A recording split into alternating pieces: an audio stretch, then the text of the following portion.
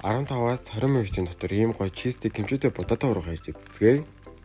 За хамгийн дөрөнд нь 200-250 г будаа агшаана. Хамгийн дөрөнд будаа агшаахаа мартгаа.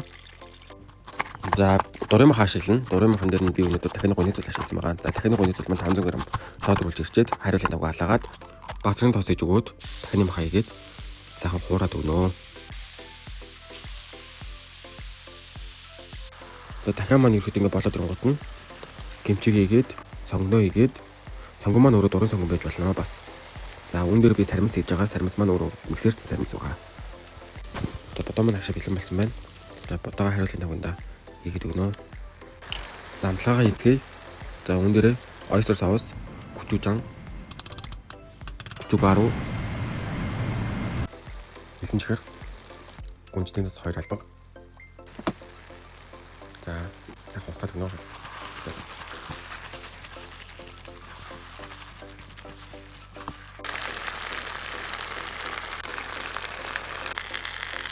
За баасан хоолн дээрээ усан цэрийгээд 20-30 минут цуглуулж ирнэ.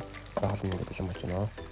За тэгээ чизтэй будаатай кимчитэй энэ хуургын маань тэгээ одоо хийгээд идмээр санагдсан үедээ хизээч хамаагүй хийгээд идэх хүнийг хамт хийгээд идэх те тэр найз чинь байвал доор мэшин хий намайг дахаа мартав.